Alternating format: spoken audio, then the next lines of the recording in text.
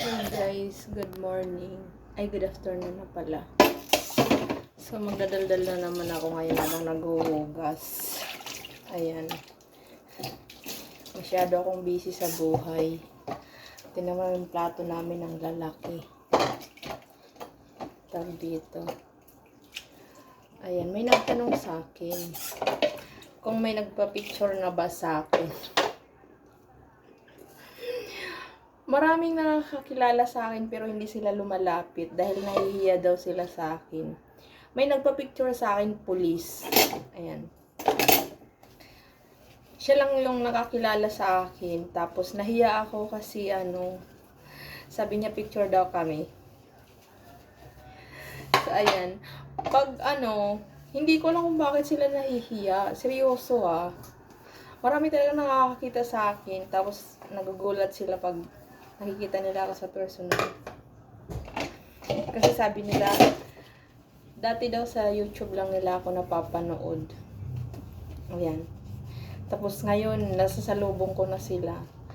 Minsan, nahihiya ko kasi yung mga viewers ko, pag nakikita ko sila, nasasalubong ko sila. Nagugulat sila, tapos nahihiya ako kumain sa labas. Hindi ako sumasama.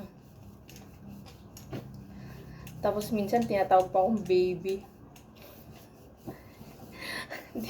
Di ba? Kilala talaga nila ako pero seryoso wala talaga akong wala talaga akong kakilala. Siguro ko isa lang yung laging nagbibigay ng Gcash sa akin. Kasi si Kuya chat ng chat, pagigising ko na lang nakita ko may laman ng Gcash ko. Tapos sabi niya pambili ko daw ng merienda pero malayo siya. Ayan. Pag laging nagko-comment sa YouTube ko, nakikilala ko sila sa pangalan. Pero minsan yung mukha nila, yung YouTube nila, nilalagyan nila ng mukha, kaya nakikita ko sila. Yung YouTube naman parang Facebook lang din. Ayan. Habang tumatagal, palapit na ng palapit sa akin yung mga viewers ko. Ayan. Kahit saan sulok na ako magpunta, nakikilala nila ako. Seryoso talaga. Hindi ko lang bakit sila nahihiya sa akin. Sabi niya, kakamustahin daw sana ako. Tapos, kasama ko yung bisor ko. Pati bisor ko nakilala din nila. Nagulat nga yung bisor ko kasi kasama ko lang din naman siya minsan pag kakain kami. Minsan pumunta kami ng Aura, SM Aura. Ang usapan kasi namin, maglalakad lang, magja-jogging exercise. Minsan naririnig siya ng bisor ko. Sabi, "Oy, Marlene, yung viewers mo daw sila, Nahiya ako.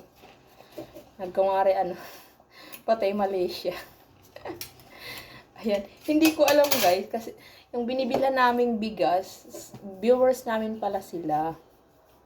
Tapos yung sinasakyan kong bus ng mga driver. Thank you so much nga pala sa mga driver. Nanonood pala sila sa akin. Thank you Alam ko mahirap na gawain yan Mga driver sila pero nanonood sila sa amin.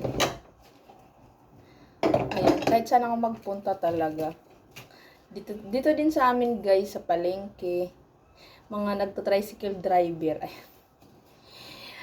Natutuwa lang ako kasi di ba mga driver sila pero kilala nila ako.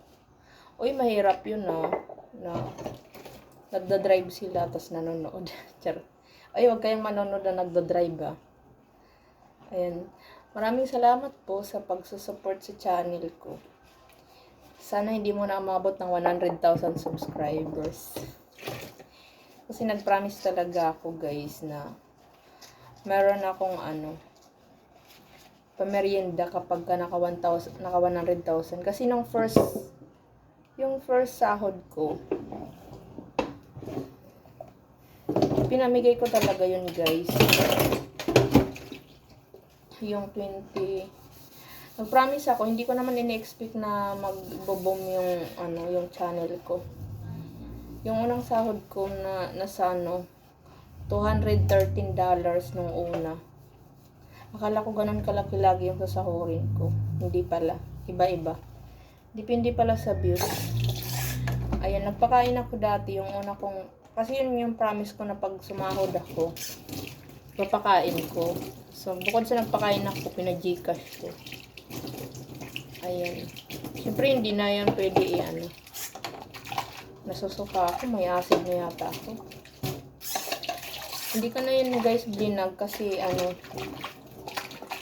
baka mabasta ako eh. Sabihin, ano ba yan? Maliit na bagay. Sabihin na naman, maliit lang na bagay yan. Binablog pa yung ganun. Kaya ano, pinagluto ko na lang yung mga katrabaho ko. Enjoy naman sila kasi medyo sakto naman yung handa ko. Nagluto ako ng pansit, may tinapay, tapos ano, lumpia at saka 2 putahe na ulam. Ayun yung niluto ko. So ngayon busy talaga ako guys.